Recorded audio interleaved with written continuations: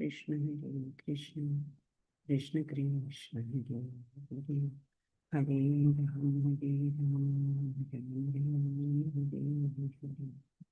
Hare Krishna, Krishna Krishna, Hare Hare Ram, Hare Ram. Hare Krishna, Krishna Krishna, Hare Hare. Hare Rama, Rama Rama, Hare Hare.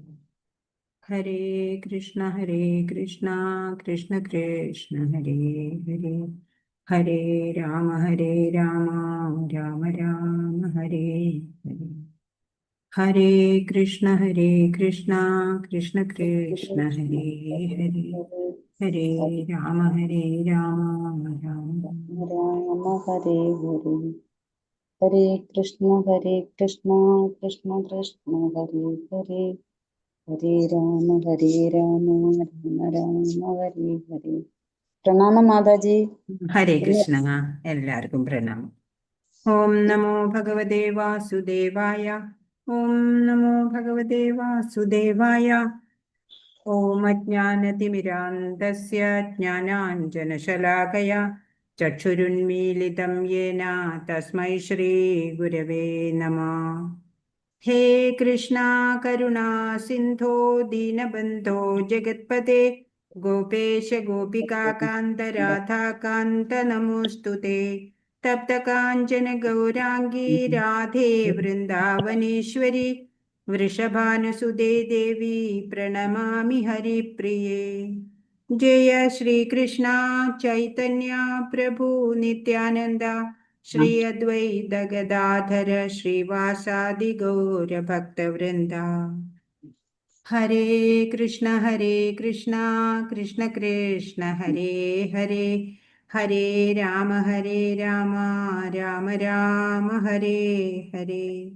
ഹരേ കൃഷ്ണ, കൃഷ്ണ കൃഷ്ണ, ഹരേ ഹരേ. ഹരേ രാമ, രാമ രാമ, ഹരേ ഹരേ. കൃഷ്ണ ഹരേ കൃഷ്ണ. ഹരേ കൃഷ്ണ. ശ്രീ ശ്രീ രാധാ ഗോവിന്ദ് की जय. श्रील प्रभुपाद की जय. गुरु महाराज की जय. ഹരേ കൃഷ്ണ. ഹരേ കൃഷ്ണ മാതാജി. ഹരേ കൃഷ്ണ. ഇസ്കോൺ മാംഗ്ലൂരിൽ നിന്നുള്ള ഭഗവത്ഗീത പഠനത്തിലേക്ക് എല്ലാവർക്കും സ്വാഗതം. ഇപ്പൊ സ്റ്റോറി ടൈം ആണ് അല്ലെ. എന്നും കണ്ണനെ യശോദ കുളിപ്പിച്ച് ഇങ്ങനെ ഒരുക്കുകയാണ് അല്ലെ. അപ്പോ ഒരുപാട് പേര് കണ്ണന്റെ കൂടെ കളിക്കാനായിട്ട് കാത്തു നിൽക്കുകയാണ്. ഗോപക്കുട്ടികള്, പശുക്കുട്ടികള്, കൊരങ്ങന്മാര്, പൂച്ചക്കുട്ടികള്, മയിലുകള് എന്ന് വേണ്ട എല്ലാരും അവിടെ എത്തും. എല്ലാവരുടെയും കൂടെ കണ്ണൻ ഇങ്ങനെ കളിക്കുകയും ചെയ്യും. ഗോപക്കുട്ടികളും കണ്ണനും കൂടെ ഓടിക്കളിക്കുമ്പോഴ് ഈ കൊരങ്ങന്മാരും അവരോടൊപ്പം വരികയാണ്. പശുക്കുട്ടികളോ കൊടമണികളൊക്കെ ഇങ്ങനെ കിലുക്കിയിട്ട് കണ്ണന്റെ അടുത്ത് അടിവെച്ച് വരും. എന്നിട്ടോ തല ചെരിച്ചിട്ട് ഇങ്ങനെ കണ്ണുകൾ വിടർത്തിയിട്ട് കണ്ണനെ നോക്കും. അത് കാണുമ്പോ കണ്ണന് കൗതുകമായിട്ട് കണ്ണൻ പിടിക്കാനായിട്ട് അടുത്തേക്ക് ഓടി ചെല്ലുമ്പോ പിടിച്ചില്ല എന്നാവുമ്പോ പശുക്കുട്ടികൾ കുതിച്ച് ഒരു ഓട്ടം ഓടും. എന്നിട്ട് ദൂരെ ചെന്ന് നിന്നിട്ട് കണ്ണനെ തിരിഞ്ഞു നോക്കും. ഇത് പലതവണ ഇങ്ങനെ ആവർത്തിക്കും. അവസാനം കണ്ണന്റെ അടുത്തേക്ക് വരും. അവര് വന്ന് മുട്ടി ഒരുമ്മി കണ്ണന്റെ കാൽപാദങ്ങളിലൊക്കെ നക്കിയിട്ട് അവയുടെ സ്നേഹം അറിയിക്കുക. അങ്ങനെ ഈ പശുക്കുട്ടികളുടെ രീതിയാണത്രേ കണ്ണനെ പിടിച്ചു കെട്ടാൻ വന്ന യശോദയുടെ അടുത്ത് കണ്ണൻ സ്വീകരിച്ചത് എന്നാ. അത് ഓടും, കുറച്ച് ഓടിയിട്ട് നിൽക്കും, അമ്മ വരുന്നുണ്ടോ നോക്കും, അങ്ങനെ അല്ലേ. ഇപ്പൊ അതുപോലെ മയിലുകള് കണ്ണന്റെ മുമ്പിൽ വന്ന് പീലി നിവർത്തി ഇങ്ങനെ ആടാൻ തുടങ്ങും. അത് കാണുമ്പോ കണ്ണനും അവയോടൊപ്പം നൃത്തം വെക്കും. അവസാനം അവയും കണ്ണന്റെ അടുത്ത് എത്തിയിട്ട് കണ്ണനെ കൊക്കുകൊണ്ട് ഉരുമ്മി അവയുടെ സ്നേഹത്തെ നൽകും എന്നാണ്. എന്നിട്ടോ കണ്ണനായിട്ട് തന്റെ വർണ്ണമയിൽ പീലി അതും കൊടുക്കും. ആ പീലിയിൽ എന്താ എഴുതിയിരിക്കണേ അറിയോ? രാധ എന്നാ എഴുതിയിരിക്കണേ. രാധാറാണിയുടെ പേരാ മയിൽപ്പീലിയില്. അതുകൊണ്ടാ കൃഷ്ണൻ ആ മയിൽപ്പീലി ചൂടുന്നത്. പൂച്ചക്കുട്ടികളോ ഈ നേരം ഇതെല്ലാം കണ്ടിട്ട് പാതി മയക്കത്തോടെ ഇങ്ങനെ അവിടെ അവിടെ കിടക്കുന്നുണ്ടാവും. കുറെ കളിക്കുമ്പോ കണ്ണന് വിശക്കും അല്ലേ? അപ്പോ കണ്ണൻ യശോദാമ്മയ്ക്ക് പ്രിയപ്പെട്ട ആ കാനക്കുറിഞ്ഞി രാഗത്തില് വേണു ഊതാൻ തുടങ്ങും. അത് കേട്ടാല് എന്ത് പണിയായാലും അതെല്ലാം അവിടെ ഇട്ട് കണ്ണന് വെണ്ണയും കൊണ്ട് യശോദാമ്മ ഓടി വരും. പക്ഷേ യശോദാമ്മയെക്കാളും മുമ്പ് ഈ രാഗം കേട്ട് ഓടിയെത്തുന്ന വേറെയും ചിലരുണ്ട്. ആരാണ് അവര്? കണ്ണന്റെ പൂച്ചക്കുട്ടികൾ തന്നെ. അതുവരെ ഉറക്കം നടിച്ചിട്ട് തൂങ്ങിയിരുന്ന അവര് കണ്ണന്റെ ചുറ്റിലും കൂടും. കരയാനും നക്കാനും മുട്ടി ഉരുമാനും ഒക്കെ തുടങ്ങും. അങ്ങനെ കണ്ണൻ വെണ്ണയൊക്കെ തിന്നു കഴിയുമ്പോ പിന്നെ കളിയുടെ രീതിയൊക്കെ പിന്നെ മാറും.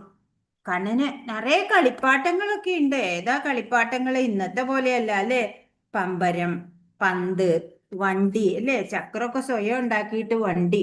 പിന്നെ കണ്ണൻ വൃന്ദാവനം വിട്ട് കണ്ണൻ പോയപ്പോഴ് കൂടെ കുറെ വളപ്പൊട്ടുകളും കൊണ്ടുപോയി.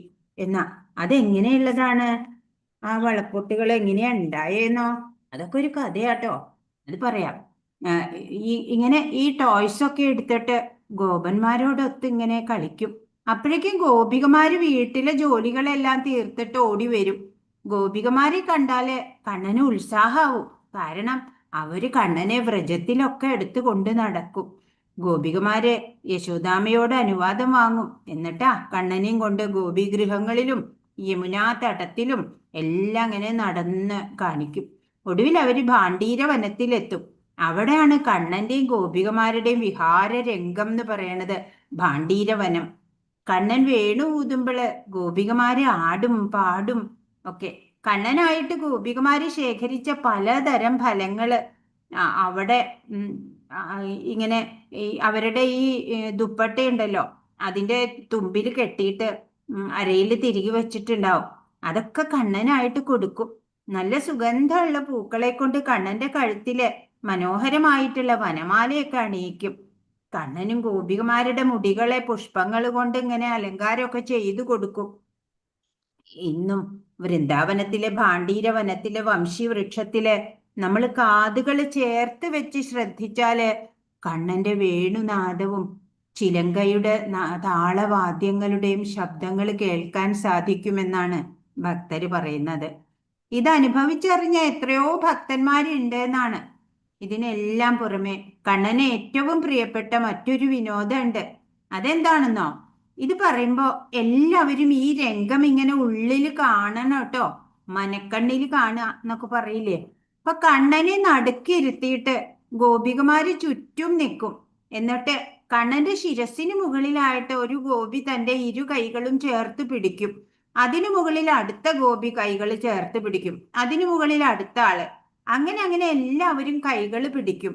ആ ഗോപികമാരുടെ ഇരു കൈകളിലും നിറയെ പല വർണ്ണങ്ങളിലുള്ള കുപ്പിവളകൾ ഉണ്ടാവും. എന്നിട്ടോ എല്ലാരും ഒരുമിച്ച് ഒരേ സമയത്ത് തങ്ങളുടെ കൈകൾ പരസ്പരം കൂട്ടി ഒറ്റ അടി ചിലും എന്ന് പറഞ്ഞിട്ട് എത്ര രസ. അവരുടെ കൈകളിലെ ആ കുപ്പിവളകളെല്ലാം പൊട്ടിയിട്ട് കണ്ണന് അഭിഷേകമായിട്ട് മേലെ കൂടെ വീഴ. വളപ്പൊട്ടുകൾ കൊണ്ട് കണ്ണന് വർണ്ണ അഭിഷേകം.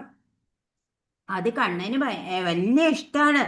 പിന്നെ കണ്ണൻ ആ വളപ്പൊട്ടുകളെല്ലാം പെറുക്കിയെടുത്തിട്ട് ഉത്തരീയത്തിൽ പൊതിഞ്ഞിട്ട് കൊണ്ടുവന്നൊരു വർണ്ണ ചെപ്പിന് സൂക്ഷിച്ചു വെക്കും. എന്നിട്ട് വൃന്ദാവനം വിട്ടു പോയപ്പോഴോ ഇതെല്ലാം കൂടെ ഈ വളപ്പൊട്ടുകളും കൊണ്ടുപോയിട്ടുണ്ട്. പിന്നീട് കണ്ണൻ ദ്വാരകയിലേക്കും അതൊക്കെ കൊണ്ടുപോയി എന്നാണ്. കണ്ണൻ ഇടയ്ക്കിടയ്ക്ക് ആ വർണ്ണ ചെപ്പ് തുറന്നിട്ട് ഗോപികമാരെ ഓർക്കും. ഗോപികമാരും എന്നും കണ്ണനായിട്ട് പുതിയ പുതിയ കുപ്പിവളകൾ അണിയും. കണ്ണനെ പറ്റി ഓർത്ത് അവർ ഭാണ്ഡീര വനത്തിൽ ഒത്തുചേർന്ന് കണ്ണനു വേണ്ടി ആടും പാടും ഒക്കെ ചെയ്യും. അവരുടെ കൈകളിലെ വളകൾ ഉടയ്ക്കുമ്പോൾ കണ്ണൻ അത് ഏറ്റുവാങ്ങാനായിട്ട് അവരുടെ അടുത്തെത്തും. ഗോപികമാരും ആ വളപ്പൊട്ടുകൾ പെറുക്കി കണ്ണനായിട്ട് സൂക്ഷിച്ചു വെക്കും. കഥ എല്ലാവർക്കും ഇഷ്ടായോ? ഇനി ഒരു കാര്യം ചോദിക്കട്ടെ. ഇതുവരെ വെറും നിസ്സാരമായി കണ്ട വളപ്പൊട്ടുകള് അല്ലേ ഇപ്പൊ നമുക്ക് പ്രിയപ്പെട്ടതായില്ലേ? അതൊക്കെ കണ്ണനോട് എന്തിനെ ചേർത്ത് വെച്ചാലും അത് നമുക്ക് പ്രിയമുള്ളതായി മാറും. കണ്ണനില്ലാതെ എത്ര വലുത് നേടിയാലും അതെല്ലാം നമുക്ക് അപ്രിയമായിരിക്കും. ഒന്നും അല്ലേ, നമ്മൾ പഠിച്ചു അല്ലേ, ഒന്നില്ലാതെ വെറും സീറോ മാത്രമാണെങ്കിൽ കാര്യമില്ല. എത്ര പൂജ്യങ്ങൾ ചേർത്ത് എഴുതിയാലും അല്ലേ, ഒന്ന് മുമ്പിൽ ഉണ്ടെങ്കിൽ അതിന് വില വർദ്ധിച്ച് വർദ്ധിച്ചു വരും. എന്നാൽ ഒന്നില്ലെങ്കിലോ എല്ലാത്തിലും വിലയില്ലാതാവും. കണ്ണനെ ചേർത്ത് വെക്കാൻ കഴിയണം, നമുക്ക് എല്ലാത്തിനോടും ചേർത്ത് വെക്കാൻ കഴിയണം. അപ്പൊ എല്ലാം നമുക്ക് പ്രിയപ്പെട്ടതാവും. നമുക്ക് എല്ലാവർക്കും അതിന് സാധിക്കട്ടെ എന്ന പ്രാർത്ഥനയോടെ ഈ അക്ഷരപ്പൂക്കള് അല്ലേ കണ്ണന്റെ പ്രേമ പുഷ്പാഞ്ജലിയായിട്ട് നമുക്ക് സമർപ്പിക്കാം. ജയ് രാധേ കൃഷ്ണ. ഹരേ കൃഷ്ണ. ഹരേ കൃഷ്ണ. ഹരേ കൃഷ്ണ. നമ്മൾ 16 ശ്ലോകങ്ങളാണ് 7ാം അധ്യായത്തില് നോക്കിയത്. അതിൽ 4 തരം ദുഷ്കൃതരായ പേരെ കണ്ടു. പിന്നെ 4 കൂട്ടര് ഭക്തര് സുകൃതികളായിട്ടുള്ളവരെ കുറിച്ചിട്ട് നമ്മൾ കണ്ടു. ഇനി 17ാമത്തെ ശ്ലോകം വായിച്ചോളൂ.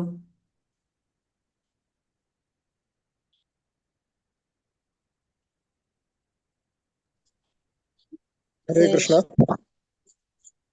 തേഷാം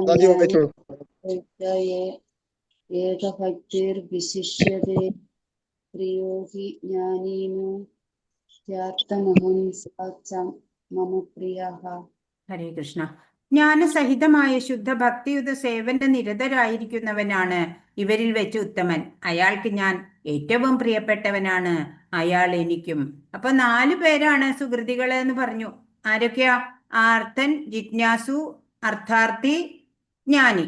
അങ്ങനെ അതില് ജ്ഞാനസഹിതമായ ശുദ്ധഭക്തി, ജ്ഞാനസഹിത ഭക്തിയുള്ളവര് അല്ലെ ജ്ഞാനികള്, അവരാണ് ഏറ്റവും ഉത്തമനായിട്ടുള്ളത് എന്നാണ് ഭഗവാന്റെ അഭിപ്രായം. അയാൾക്ക് ഭഗവാൻ ഏറ്റവും പ്രിയപ്പെട്ടവനായിരിക്കും, തിരിച്ചും ഭഗവാന് അയാളും പ്രിയപ്പെട്ടവനായിരിക്കും എന്നാണ്. ദുഃഖിതൻ, ജിജ്ഞാസുക്കൾ, ധനാർത്ഥികൾ, ജ്ഞാനികൾ എന്നിവർ ഭൗതിക അഭിലാഷങ്ങളായ മാലിന്യങ്ങളിൽ നിന്നും മോചിതരായാൽ അവർക്ക് ശുദ്ധ ഭക്തരാവാം. ഇപ്പൊ ദുഃഖിതര്, ഭഗവാനെ എന്തെങ്കിലും ദുഃഖം വരുമ്പോൾ ആശ്രയിക്കുന്നവരുണ്ട്, അവരും ഭക്തര് തന്നെയാ. അവർക്ക് എന്തുകൂടെ വേണം? ഈ ആസക്തികളിൽ നിന്നൊക്കെ അവര് മോചിതരായാല് അവർക്കും ശുദ്ധഭക്തരാകാൻ സാധിക്കും എന്നാണ്. അതുപോലെ ജിജ്ഞാസുക്കള്, ഭഗവാനെ അറിയണം എന്ന് ആഗ്രഹിച്ചിട്ട് ശ്രമിക്കുന്നവര്. ധനാർത്ഥികള്, ധനം ദ്രവ്യം ഒക്കെ മോഹിച്ചിട്ട് ഭഗവാനെ ആശ്രയിക്കുന്നവര്, അവരും ആസക്തികളൊക്കെ വെടിഞ്ഞു കഴിഞ്ഞാല് അവർക്കും നല്ല ഭക്തരായി മാറാൻ സാധിക്കും. പിന്നെ ജ്ഞാനികൾ പിന്നെ പറയണ്ട അല്ലെ, നല്ല ഭക്തരാണ്. ഭഗവാനെ കുറിച്ച് പരിപൂർണ ജ്ഞാനം സിദ്ധിച്ചവനും സേവന നിരതനുമായ ഭക്തനാണ് കൃഷ്ണന് അത്യന്തം പ്രിയപ്പെട്ടവൻ. അപ്പൊ എന്തു വേണം? നമ്മളൊക്കെ ഭഗവാനെ കുറിച്ച് പരിപൂർണ ജ്ഞാനം സിദ്ധിക്കണം അല്ലെ, എന്നിട്ടോ ഭഗവാന് വേണ്ടി കർമ്മം ചെയ്യണം, ഭക്തിയുത സേവനം ചെയ്യണം അല്ലെ. അങ്ങനെ സേവന നിരതനായിരിക്കണം. നമ്മുടെ കർമ്മങ്ങളെല്ലാം ഭഗവാനിൽ മനസ്സർപ്പിച്ചുകൊണ്ട് വേണം ചെയ്യാൻ. 18 ഉദാര സർവ ഏവൈതേ ജ്ഞാനി ത്വാത്മൈവ മേ മതം ആസ്ഥിത സഹയുക്താത്മാ മാമേവാനുത്തമാം ഗതി. ഈ ഭക്തന്മാരെല്ലാം മഹാത്മാക്കൾ തന്നെ എന്നതിന് സംശയമില്ല. എന്നാൽ ആരാണോ എന്റെ തത്വത്തെ ഗ്രഹിക്കുന്നത് അയാളെ എന്നിൽ നിന്ന് അന്യനായി ഞാൻ കരുതുന്നില്ല. അയാൾ എന്റെ ദിവ്യ സേവനത്തിൽ ഏർപ്പെട്ടിരിക്കുകയാൽ സർവോന്നതവും പരിപൂർണവുമായ ആത്യന്തിക ലക്ഷ്യത്തിൽ നിശ്ചയമായും എത്തിച്ചേരും. എന്താണ് ഈ 4 കൂട്ടരെ പറഞ്ഞു, സുകൃതികള് അല്ലെ, അവരൊക്കെയും തന്നെ മഹാത്മാക്കള് തന്നെയാണ്, സംശയമില്ല എന്ന് ഭഗവാൻ ഡിക്ലെയർ ചെയ്യുന്നുണ്ട്. എന്നാൽ ആരാണോ എന്റെ തത്വത്തെ ഗ്രഹിക്കുന്നത് അയാളെ എന്നിൽ നിന്ന് അന്യനായി ഞാൻ കരുതുന്നില്ല. എന്റെ സ്വന്തം ആളായിട്ട് ആരെയാ കരുതുക?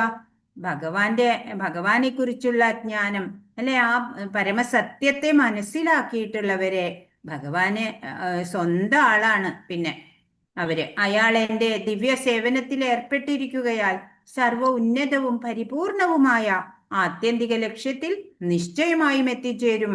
ഒരു ജ്ഞാനിയുടെ ആത്യന്തിക ലക്ഷ്യം എന്താ? ഭഗവാൻ തന്നെ അല്ലേ, ഭഗവത് പ്രാപ്തി, അതാണ് ലക്ഷ്യം. അതിലേക്ക് അയാൾ എത്തിച്ചേരുക വെറുതെ ഇരുന്നാലല്ല അല്ലേ, ദിവ്യ സേവനത്തിൽ ഏർപ്പെട്ടിരിക്കണം. അങ്ങനെ ആ ഭക്തൻ ഭഗവാനിൽ എത്തിച്ചേരും. ജ്ഞാനം സ്വല്പം കുറഞ്ഞുപോയി എന്നതുകൊണ്ട് ഭക്തന്മാർ ഭഗവത് കരുണയ്ക്ക് പാത്രീഭവിക്കാതെ വരുന്നില്ല. പൂർണ്ണ ജ്ഞാനമുള്ള ഭക്തനാണ് ഭഗവാൻ ഏറ്റവും പ്രിയപ്പെട്ടവൻ. ഭക്തന്മാർ എൻ്റെ ഹൃദയത്തിൽ സദാ വാഴുന്നു. ഞാൻ എപ്പോഴും അവരുടെ ഹൃദയങ്ങളിലും. അവർ എനിക്ക് ഏറ്റവും പ്രിയപ്പെട്ടവരാണ്. ഇപ്പോ കുറച്ച് ജ്ഞാനി അല്ലാത്ത ആളാണ് എന്ന് വെച്ചാലും ഭഗവാന്റെ കരുണ കിട്ടും. ഗോപികമാര് വേദങ്ങളൊന്നും പഠിച്ചിട്ടില്ല, അല്ലേ? അവരുടെ ആ പ്രേമഭക്തി അതാണ് ഭഗവാനിലേക്ക് അടുപ്പിച്ചത്, അല്ലേ? അങ്ങനെയുള്ളവർക്ക് ജ്ഞാനം കുറച്ച് കുറവാണെങ്കിലും ഭക്തി ഉണ്ടായാൽ മതി. ഇപ്പൊ ഭഗവത് കരുണയ്ക്ക് പാത്രമാവാൻ പറ്റും. പൂർണ്ണ ജ്ഞാനമുള്ള ഭക്തനാണ് ഏറ്റവും പ്രിയപ്പെട്ടവൻ. പക്ഷേ ഗോപികമാരാണ് ഉന്നത തലത്തിലുള്ള ഭക്തകള്. അതില് രാധാറാണിയാണ് ഏറ്റവും ഉത്തമ ഭക്ത. ഭക്തന്മാർ എൻ്റെ ഹൃദയത്തിൽ സദാ വാഴുന്നു. ഞാൻ എപ്പോഴും അവരുടെ ഹൃദയങ്ങളിലും, അല്ലേ? Give and take. ഭക്തന്മാര് ഭഗവാന്റെ ഹൃദയത്തിൽ വാഴും, ഭഗവാനോ ഭക്തരുടെ ഹൃദയത്തിലും. ഭക്തരെ ഭഗവാന് ഏറ്റവും പ്രിയമാണ്. ബഹൂനാം ജന്മനാമന്തേ ജ്ഞാനവാൻ മാം പ്രപദ്യതേ വാസുദേവ സർവമിതി സമഹാത്മാസു ദുർലഭ. അസംഖ്യം ജനന മരണങ്ങൾക്കു ശേഷം ജ്ഞാനവാനായ വ്യക്തി സർവജ്ഞനാണ്. കാരണങ്ങൾക്കും കാരണഭൂതനും സർവവ്യാപിയുമെന്ന് മനസ്സിലാക്കി എന്നെ അവർ ശരണം പ്രാപിക്കുന്നു. അപ്രകാരമുള്ള മഹാത്മാക്കൾ വളരെ വിരളമാണ്. ഇപ്പൊ ഒരു ജ്ഞാനവാൻ എന്നുള്ള തലത്തിലേക്ക് എത്തണം എന്നുണ്ടെങ്കിൽ എന്തു വേണം? അസംഖ്യം ജനന മരണങ്ങൾ വേണം, അല്ലേ? അസംഖ്യം ജന്മങ്ങളില് ഇങ്ങനെ പുണ്യകർമ്മങ്ങളൊക്കെ ചെയ്തിട്ട്, അല്ലെ? ഭഗവത് സേവനമൊക്കെ ചെയ്തിട്ട് അങ്ങനെയാണ് ഒരു പുണ്യാത്മാവായിട്ട് സർവജ്ഞനായിട്ട് പിന്നീട് ഒരു ജന്മം കിട്ടുന്നത്. കാരണം ആ ഭഗവാനെ, ആ സർവവ്യാപിയായിട്ടുള്ള എല്ലാത്തിൻ്റെയും ഉറവിടമായിട്ടുള്ള, അല്ലേ, പ്രപഞ്ചനാഥനായിട്ടുള്ള ആ ഭഗവാനെ മനസ്സിലാക്കിയിട്ട് ആ ഭഗവാനിൽ അവര് ശരണാഗതി ചെയ്യുന്നു. അങ്ങനെയുള്ള മഹാത്മാക്കള് വളരെ കുറവേ ഉള്ളൂ എന്നാണ് ഭഗവാൻ പറഞ്ഞു തരുന്നത്. ഭക്തിപൂർവം സേവനവും ആധ്യാത്മിക അനുഷ്ഠാനങ്ങളും തുടർന്നു പോരുന്ന ജീവാത്മാവ് എണ്ണമറ്റ ജന്മങ്ങൾക്കു ശേഷം ഭഗവാൻ കൃഷ്ണനാണ് ആത്മസാക്ഷാത്കാരത്തിന്റെ പരമലക്ഷ്യം എന്നുള്ള ദിവ്യജ്ഞാനം നേടുന്നു. പെട്ടെന്നൊന്നും പറ്റില്ല, അല്ലേ? ഈ ജന്മം തന്നെ ഭഗവത് പ്രാപ്തി അതൊക്കെ വലിയ തലത്തിലുള്ളവർക്ക്, ഉയർന്ന ഭക്തി തലത്തിലുള്ളവർക്കേ സാധ്യമാവുള്ളൂ. നമ്മൾക്കൊക്കെ ഇനി എത്ര കോടി ജന്മങ്ങൾ കഴിഞ്ഞിട്ടാണ് ഭഗവത് പ്രാപ്തി കിട്ടുക, അറിഞ്ഞുകൂടാ, അല്ലേ? അനേക ജന്മങ്ങൾക്ക് ശേഷമാണ് മഹാത്മാക്കളൊക്കെ ഉണ്ടാവുന്നത്. ശ്രീകൃഷ്ണന്റെ കരുണ മാത്രമാണ് എല്ലാമെന്നും ഈ പ്രപഞ്ചം സർവകാരണങ്ങൾക്കും കാരണഭൂതനായ ഭഗവാനിൽ നിന്ന് വിഭിന്നമായ ഒന്നല്ലെന്നും ആ സന്ദർഭത്തിൽ ജീവന് ബോധ്യപ്പെടും, ജ്ഞാനം സിദ്ധിച്ചു കഴിയുമ്പോൾ. 20 കാമൈസ്തൈസ്തൈർഹൃതജ്ഞാന പ്രപദ്യന്തെ അന്യദേവത തം തം നിയമമാസ്ഥായ പ്രകൃത്യാ നിയതാ സ്വയാ. ഭൗതിക അഭിലാഷങ്ങളാൽ അപഹരിക്കപ്പെട്ട ജ്ഞാനത്തോടു കൂടിയവർ ദേവന്മാരെ ശരണം പ്രാപിക്കുന്നു. പ്രത്യേക നിയമങ്ങളും നിബന്ധനകളും അനുസരിച്ച് അവർ സ്വപ്രകൃതിയാൽ ദേവന്മാരെ ആരാധിക്കുന്നു. ഇപ്പോൾ ഈ ഭൗതിക അഭിലാഷങ്ങള്, അല്ലേ, ഈ നമ്മുടെ ചുറ്റും പലതും കണ്ടിട്ട് നമുക്ക് ആഗ്രഹം ഉണ്ടാവും നേടാനായിട്ട്. അങ്ങനെ ആ അഭിലാഷങ്ങളാലെ നമ്മുടെ ആ ജ്ഞാനത്തിനെയൊക്കെ അപഹരിക്കപ്പെട്ടു പോവാണ്. ഭഗവാനെ കുറിച്ചുള്ള ജ്ഞാനം അതൊക്കെ വിസ്മരിക്കപ്പെട്ടു പോവാണ്. എന്നിട്ട് ആ നേട്ടം, ഭൗതികമായിട്ടുള്ള ക്ഷണിക നേട്ടങ്ങൾക്ക് വേണ്ടിയിട്ട് ദേവന്മാരെ ശരണം പ്രാപിക്കുന്നവര്, അവര് പ്രത്യേക നിബന്ധനകളൊക്കെ അനുസരിച്ചിട്ട്, അല്ലേ? ഇപ്പൊ ഹിരണ്യകശിപു 10,000 വർഷം തപസ്യ ചെയ്തു. എന്തിനാ? ദേവന്മാരെ ജയിക്കണം, ആരാലും വധിക്കപ്പെടരുത് എന്നൊക്കെയുള്ള വരങ്ങൾ നേടാൻ. അതുപോലെ ഓരോരോ നേട്ടത്തിനായിട്ടാണ് ഓരോ ദേവന്മാരെ പ്രത്യേക കഠിന തപസ്സൊക്കെ ചെയ്യും, അല്ലേ? ഒറ്റക്കാലിൽ നിന്നൊക്കെ തപസ് ചെയ്യും ചിലപ്പോൾ. അവര് സ്വപ്രകൃതിയാല് ദേവന്മാരെ ആരാധിക്കുന്നു. ഭൗതിക അഭിലാഷങ്ങൾ ഉണ്ടെങ്കിലും പരമപുരുഷനെ ശരണം പ്രാപിക്കുന്നവരെ ബാഹ്യപ്രകൃതി അത്രത്തോളം ആകർഷിക്കില്ല. ഭഗവാനെ ശരണം പ്രാപിച്ചവര് മായയ്ക്ക് അതീതരാവാൻ പറ്റുന്നവരാ.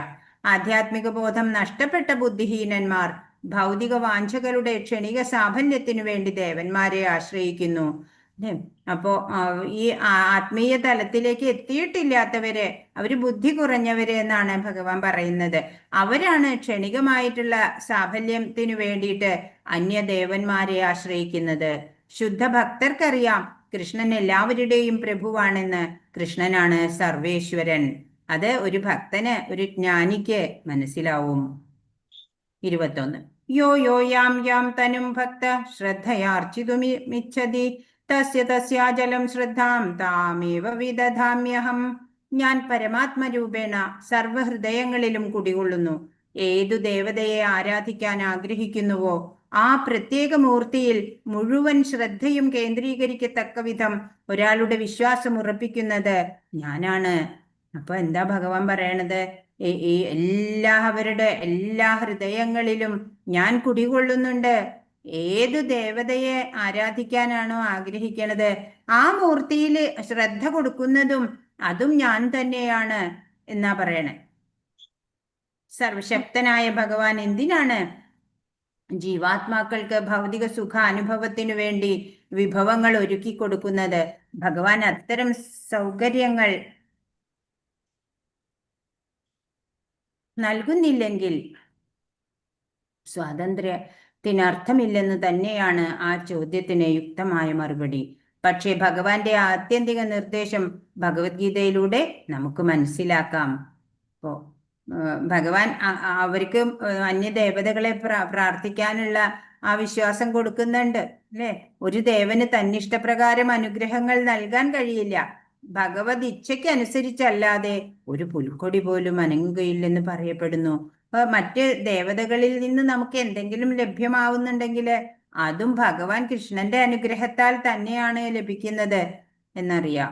സർവഭൂതങ്ങളുടെയും ഹൃദയത്തിൽ വാഴുന്നവനായ കൃഷ്ണനാണ് മനുഷ്യരിൽ ഓരോ ദേവതമാരോടുള്ള സവിശേഷ ഭക്തി ഉണ്ടാക്കുന്നത്. ജീവാത്മാവും ദേവതയും ഭഗവാന്റെ ഇംഗിതത്തിന് വഴങ്ങുന്നു എന്നേ ഉള്ളൂ. അവർ സ്വതന്ത്രരല്ല. ഭഗവാന്റെ പോലെ സ്വാതന്ത്ര്യമില്ല. ദേവതമാരൊക്കെ ഉന്നത യോനിയിൽ പിറന്നവരാണ് എന്ന് മാത്രമേ ഉള്ളൂ. നമ്മള് താഴ്ന്ന സ്റ്റേജിലാ ഇപ്പൊ ഉള്ളത്, അല്ലെ? ഇനി നമുക്ക് ദേവന്മാരുടെയൊക്കെ ലെവലിലേക്ക് ഉയരാൻ സാധിക്കും. 22. സതയാ ശ്രദ്ധയാ യുക്ത ആരാധനമീഹത്തെ ലഭത്തെ ച തതഃകാമാൻ മയൈവ വിഹിതാൻ ഹിതാൻ. അങ്ങനെ വിശ്വാസമുറച്ച ഒരു ദേവനെ ആരാധിക്കാൻ മുതിരുന്ന വ്യക്തിക്ക് താൻ ഇച്ഛിക്കുന്നത് കൈവരും. വാസ്തവത്തിൽ ഈ അഭീഷ്ടം നിറവേറ്റുന്നത് ഞാൻ തന്നെ.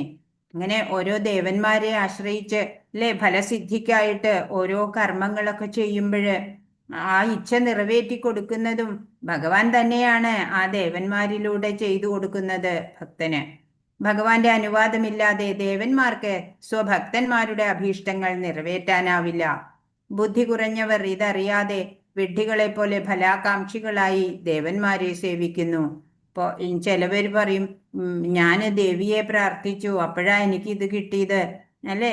പരമശിവനെ പ്രാർത്ഥിച്ചു അതുകൊണ്ട് എനിക്ക് ഇത് കിട്ടി, അങ്ങനെയൊക്കെ പറയും.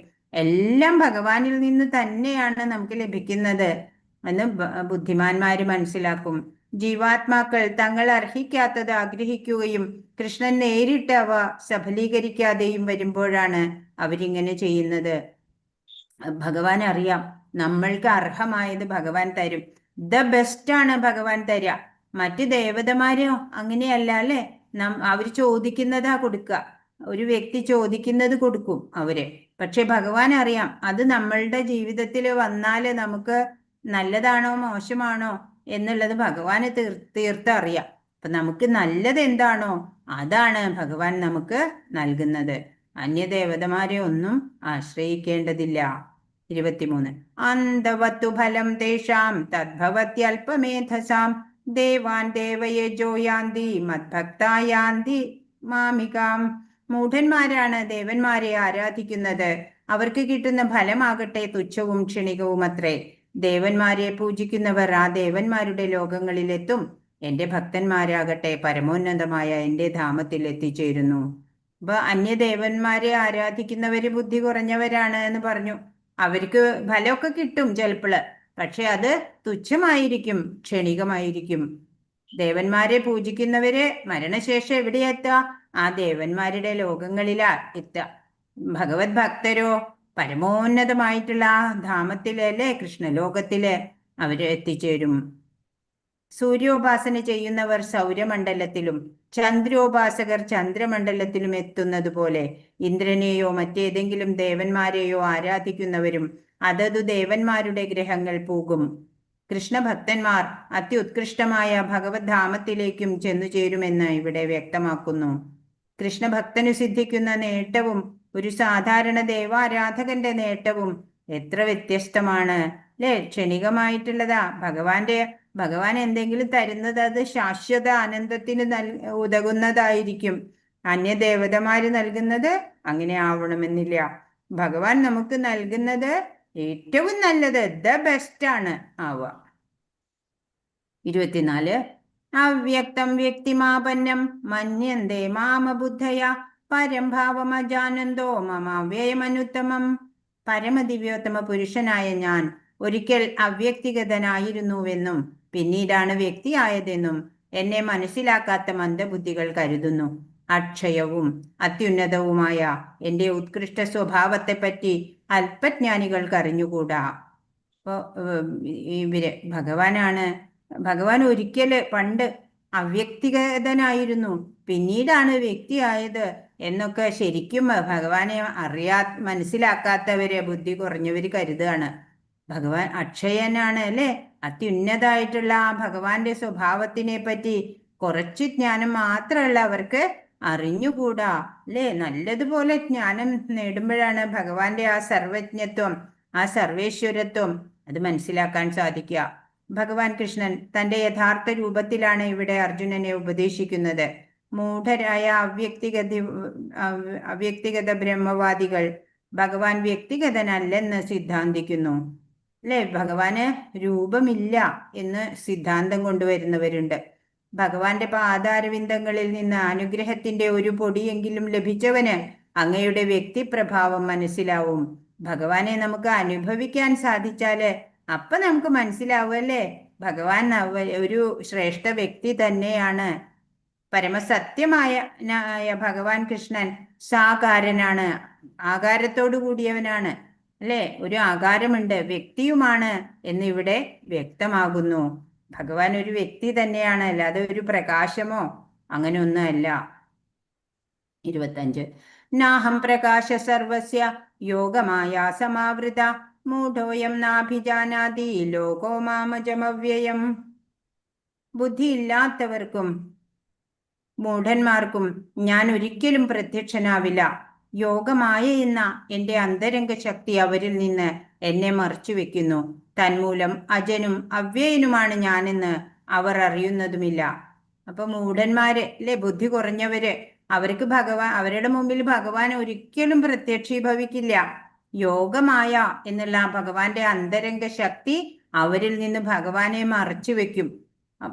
അത് കാരണം ഭഗവാൻ അജനാണ്, അവ്യയനാണ്, നാശമില്ല, ഭഗവാന് ജനനമില്ല എന്നൊന്നും അവര് മൂഢന്മാര് അറിയണില്ല എന്ന്. അവർക്ക് അത് അറിയാനുള്ള ബുദ്ധി ഇല്ല. മായയാണ് അവരെ അതിന്നൊക്കെ മറച്ചു പിടിക്കുന്നത്. കൃഷ്ണൻ ഭൂമിയിൽ ഉണ്ടായിരുന്നപ്പോൾ തന്നെ കുറച്ചുപേർ മാത്രമേ അദ്ദേഹത്തെ ഭഗവാൻ എന്ന നിലയിൽ മനസ്സിലാക്കിയിട്ടുള്ളൂ. ഭക്തിയില്ലാത്തവർക്കും സാധാരണ ജനങ്ങൾക്കും ഇത് വെളിവായിട്ടില്ല അല്ലെ? അന്നൊക്കെ കൃഷ്ണൻ ഒരുമിച്ച് ജീവിച്ചിട്ടും ആ ഭഗവാന്റെ ആ ശ്രേഷ്ഠതമമായ സ്റ്റാറ്റസ് മനസ്സിലാക്കാത്തവര് നിരവധിയായിരുന്നു. പരമാനന്ദത്തിന്റെ ഉറവിടം എന്ന നിലയിൽ അദ്ദേഹത്തെ ദർശിക്കാൻ കഴിഞ്ഞത് ഭക്തന്മാർക്ക് മാത്രമായിരുന്നു.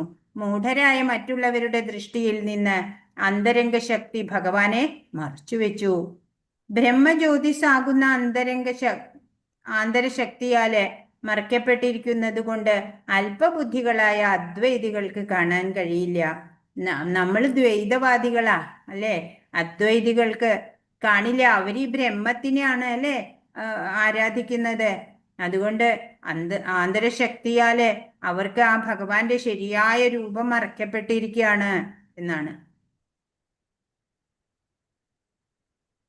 വേദാഹം സമതീതാനി വർത്തമാനാനി ചാർജുന ഭവിഷ്യാണി ച ഭൂതാനി മാം തു വേദന കശ്ചന.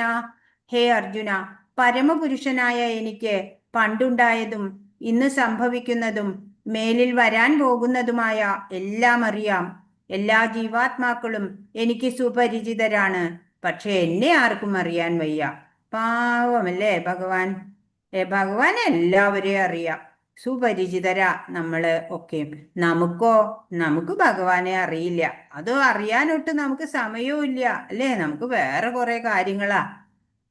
അപ്പൊ പറയാണ്, പരമപുരുഷനായ ആ ഭഗവാന് പണ്ടുണ്ടായതും ഇന്ന് സംഭവിക്കണതും മേലിൽ വരാൻ പോകുന്നതും എല്ലാം അറിയാം. എല്ലാ ജീവാത്മാക്കളും ഭഗവാന് സുപരിചിതരുമാണ്. പക്ഷെ ഭഗവാനെ ആർക്കും അറിയില്ല. അതാ ഭഗവാന്റെ സങ്കടമല്ലേ. ഓ, അനേക കോടി വർഷങ്ങൾക്ക് മുമ്പ് വിവസ്വാൻ എന്ന സൂര്യദേവന് ഉപദേശം നൽകിയത് കൃഷ്ണൻ ഓർക്കുന്നുണ്ടെന്ന് 4-ാം അധ്യായത്തിൽ നിന്നറിയാം. ആദ്യം അവിടെയാ പറഞ്ഞു കൊടുത്തത് അല്ലേ? 12 കോടി 4 ലക്ഷം വർഷം മുമ്പ് വിവസ്വാനാണ് ഈ ഉപദേശം നൽകിയത്. പരമാത്മരൂപേണ സർവഭൂതങ്ങളുടെയും ഹൃദയത്തിൽ കുടികൊള്ളുന്ന ഭഗവാന് എല്ലാ ജീവാത്മാക്കളെയും അറിയാം. എല്ലാ ജീവാത്മാക്കളുടെയും ഉള്ളിൽ കുടികൊള്ളുന്നുണ്ട്. അപ്പൊ അവരെ ഓരോരുത്തരെയും ഭഗവാന് സുപരിചിതമാണ്. കോടാനുകോടി മനുഷ്യരിൽ കുറച്ചുപേരെ ജീവിതത്തിൽ പരിപൂർണതയ്ക്ക് വേണ്ടി യത്നിക്കാറുള്ളൂ. അങ്ങനെ പരിപൂർണത നേടിയ 1000 പേരിൽ ഒരുവന് മാത്രമേ കൃഷ്ണന്റെ യാഥാർത്ഥ്യം അറിയാൻ സാധിക്കുള്ളൂ. ഈ കോടാനുകോടി മനുഷ്യരുണ്ട്. അതിൽ കുറച്ചു പേരാണ് പരിപൂർണതയ്ക്ക് വേണ്ടി പ്രയത്നിക്കുള്ളൂ. അങ്ങനെയോ പരിപൂർണത നേടിയിട്ടുള്ള ആ 1000 പേരുണ്ടെങ്കിൽ അതിൽ ഒരാൾക്കൊക്കെ മാത്രമാണ് ഭഗവാന്റെ യാഥാർത്ഥ്യം, ഭഗവാനെ കുറിച്ചുള്ള യഥാർത്ഥ ജ്ഞാനം ലഭിക്കുള്ളൂ എന്നാണ്. വളരെ വിരളമായിട്ടേ സാധ്യമാവുള്ളൂ. കൃഷ്ണാവബോധമില്ലെന്നിരിക്കിൽ കൃഷ്ണനെ പരമപുരുഷനായി അറിയാൻ കഴിയാതെ വരും. അപ്പോ ഭക്തി ഇല്ലാത്തവർക്ക് ഭഗവാന്റെ ആ ശ്രേഷ്ഠതമമായിട്ടുള്ള അവസ്ഥ എന്താണെന്നൊന്നും എത്ര പറഞ്ഞാലും മനസ്സിലാവില്ല. അതൊക്കെ വെറുതെ പറയുന്നതാ എന്നവര് പറയും.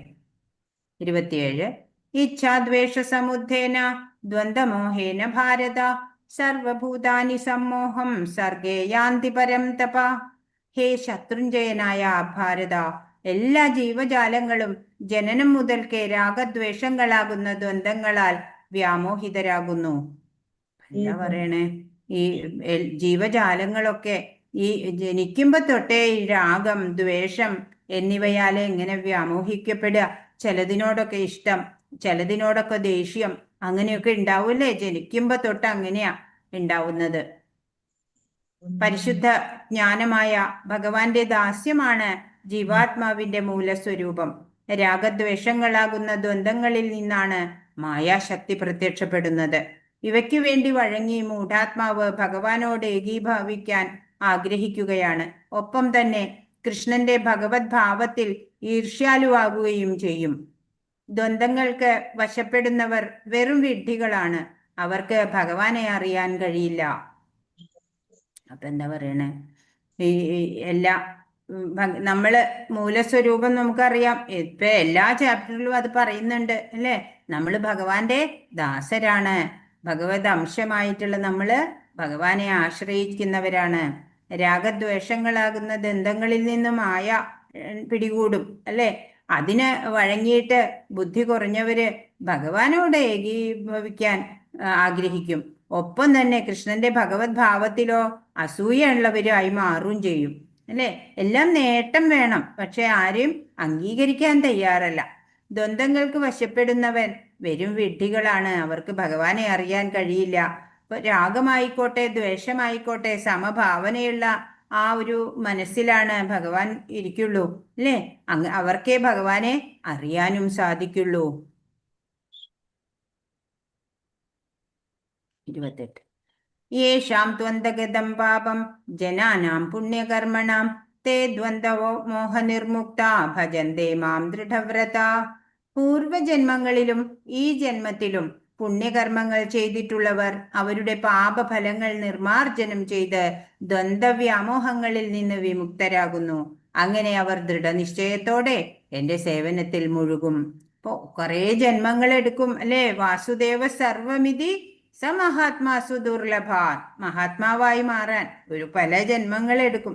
ഇപ്പൊ പൂർവജന്മങ്ങളിലും പിന്നെ ഈ ജന്മത്തിലുമൊക്കെ നന്മകൾ ചെയ്തിട്ടുള്ളവര് അവരുടെ പാപമൊക്കെ പോയിട്ടുണ്ടാവും അല്ലെ, നിർമാർജനം ചെയ്തിട്ടുണ്ടാവും. അപ്പൊ അങ്ങനെയുള്ളവർക്ക് ദ്വന്ദ്ങ്ങളില്ല, ദ്വന്ദ്വാതീതരായിരിക്കും അവര്, ദ്വന്ദ്ങ്ങളിൽ നിന്നൊക്കെ മുക്തരായിരിക്കും. അങ്ങനെ അപ്പോഴാണ് അവര് ദൃഢനിശ്ചയത്തോടെ ഭഗവത് സേവനത്തിൽ മുഴുകുന്നത്. പാപികളും നിരീശ്വരവാദികളും മൂഢരും വഞ്ചകരുമായവർക്ക് രാഗദ്വേഷങ്ങളെ അതിക്രമിച്ചു പോവാൻ പ്രയാസമാണ് അല്ലേ. ഇപ്പൊ നന്മ ചെയ്യുന്നവരാവണം അല്ലേ, മനോമാലിന്യങ്ങൾ നീങ്ങിയവരായിരിക്കണം, ഭക്തിയുള്ളവരായിരിക്കണം, അങ്ങനെ വഞ്ചകരാവരുത്. അങ്ങനെയുള്ളവരാണ് ഈ രാഗം ദ്വേഷം ഇതിനെയൊക്കെ അതിക്രമിച്ചിട്ട് ദ്വന്ദ്ങ്ങളെയൊക്കെ അതിക്രമിക്കാൻ പ്രാപ്തിയുള്ളവരാവുന്നത്. യഥാർത്ഥത്തിൽ മുക്തനാവണമെന്ന് ആഗ്രഹിക്കുന്നവർ ഭക്തന്മാരെ സേവിക്കേണ്ടതാണെന്ന് ശ്രീമദ് ഭാഗവതം നിർദ്ദേശിക്കുന്നു. സത്സംഗം വേണം അല്ലെ, ഭക്തരുടെ കൂട്ടത്തില് വസിക്കണം. അപ്പോഴാ നമ്മളുടെയും ഭക്തി നന്നാവുള്ളൂ. മൂലസ്വരൂപമായ ഭഗവത് ദാസ്യാവസ്ഥയെ മറക്കുന്നതാണ് ഏറ്റവും വലിയ ഈശ്വര നിയമലംഘനമെന്ന് അവ്യക്തിഗതവാദികൾക്ക് അറിഞ്ഞുകൂടാ. ഇപ്പൊ നമ്മള് ഭഗവത് ദാസരാണ്, ഭഗവാന്റെ ആശ്രിതരാണ് എന്നതൊക്കെ മറക്കുകയാണ്. ഞാനാണ് ഇവിടുത്തെ രാജാവ് എന്ന കണക്കാക്കി ജീവിക്കുന്നവര്, അവർക്ക് ഈ ഈശ്വരന്റെ നിയമലംഘനമാണ് അവർ ചെയ്യുന്നത്. അവര് ദണ്ഡം അനുഭവിക്കുകയും ചെയ്യും. 29 ജരാമരണമോക്ഷായ മാമാശ്രിത്യ യതന്തിയെ തേ ബ്രഹ്മ തദ്വിദു കൃഷ്ണം അധ്യാത്മം കർമ്മ ചാഖിലം. വാർദ്ധക്യത്തിൽ നിന്നും മൃത്യുവിൽ നിന്നും മോചനം നേടാൻ പ്രയത്നിക്കുന്ന ബുദ്ധിമാന്മാർ ഭക്തിഭരിതമായ സേവനത്താൽ എന്നെ ആശ്രയിക്കുന്നു. ആധ്യാത്മിക പ്രവർത്തനങ്ങളെപ്പറ്റി പൂർണ്ണജ്ഞാനമുള്ള അവർ വാസ്തവത്തിൽ ബ്രഹ്മം തന്നെയാണ്.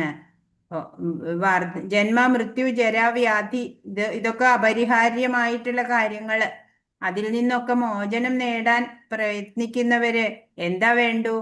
ഭക്തിഭരിതമായ സേവനം അല്ലേ, ഭഗവാനെ വേണ്ടി സേവനം ചെയ്യുക, ഭഗവാനെ ആശ്രയിക്കുക.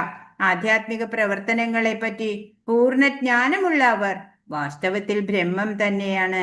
ഭഗവാന്റെ ക്വാളിറ്റീസ്, ആ ഉള്ളിലുള്ള ആ ദൈവികത, ആ കൃഷ്ണപ്രേമം ഉണർന്നിട്ടുണ്ടാവും അവരില് അല്ലേ.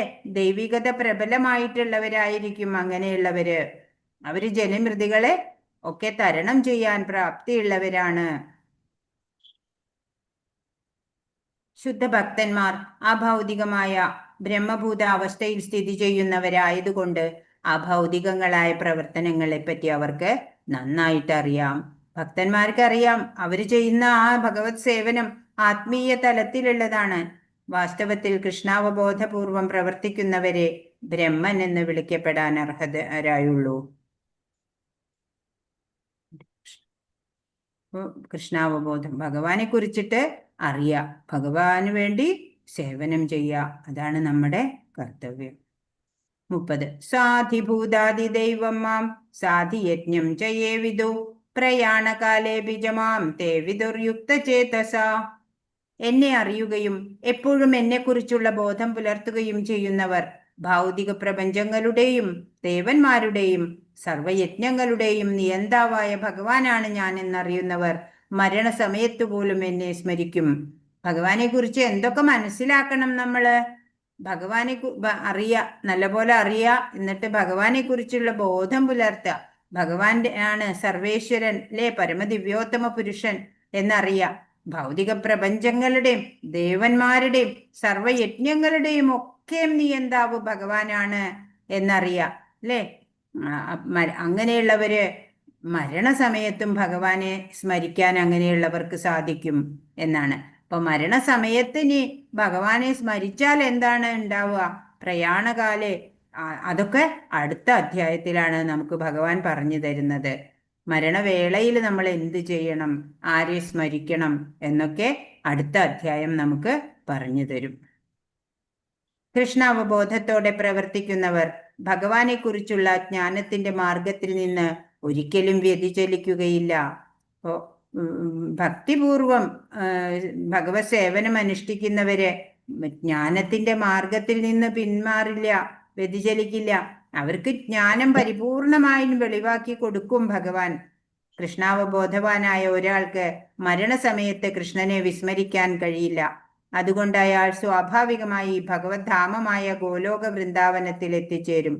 അപ്പൊ ജീവിതകാലത്തിൽ മുഴുവനും ഭഗവത് സേവന നിരതനായ ഒരാൾക്ക് അന്ത്യവേളയിലും ഭഗവാനെ സ്മരിക്കാൻ കഴിയും. അങ്ങനെ വന്നാലോ, അങ്ങനെ ഭഗവാനെ സ്മരിച്ചുകൊണ്ട് ശരീരം ത്യജിക്കുന്നവരെ ഭഗവത്ധാമമായിട്ട് ആയ ഗോലോക വൃന്ദാവനത്തിലേക്ക് എത്തിച്ചേരും. ഒരാൾക്ക് എങ്ങനെ തികച്ചും കൃഷ്ണാവബോധവാനാകാമെന്നതാണ് ഈ 7-ാം അധ്യായത്തിന്റെ വിഷയം. എങ്ങനെ ഒക്കെയാണ് നമുക്ക് ഭക്തി വർദ്ധിപ്പിക്കാൻ സാധിക്കുക? കൃഷ്ണാവബോധം വളർന്നു വരുമ്പോൾ ജീവാത്മാവിന് മനസ്സിലാവും താൻ കൃഷ്ണനെ മറന്നുപോയതുകൊണ്ടാണ് ഭൗതിക പ്രകൃതിയുടെ നിയമങ്ങൾക്ക് അധീനപ്പെട്ട ബദ്ധനായതെന്ന്. ഇപ്പൊ ഭക്തൻ ജ്ഞാനം ഭഗവാനെ കുറിച്ച് അറിവൊക്കെ കിട്ടിക്കഴിയുമ്പോഴാണ് മനസ്സിലാവുക ഭഗവാനെ നമ്മൾ മറന്നുപോയിരിക്കുകയായിരുന്നു. അതുകൊണ്ടാണ് നമ്മൾ ഈ ഭൗതിക ബന്ധനത്തിൽ വരുന്നത്, അതിൻ്റെ ക്ലേശങ്ങളൊക്കെ അനുഭവിക്കേണ്ടി വരുന്നത്. ഭഗവാനെ കുറിച്ച് മനസ്സിലാക്കിയിട്ട് സേവന നിരതരാവുകയാണെന്നുണ്ടെങ്കിൽ നമുക്ക് ഈ ക്ലേശങ്ങളെയൊക്കെ അതിജീവിക്കാം. മാത്രമല്ല വീണ്ടും ഈ ഭൂമിയിൽ ജനിക്കേണ്ടതായിട്ട് വരില്ല. പിന്നെയോ മരണവേളയിൽ ഭഗവാനെ സ്മരിച്ചുകൊണ്ട് ഭഗവത്ധാമത്തിലേക്ക് എത്തുകയും ചെയ്യാം എന്നാണ്.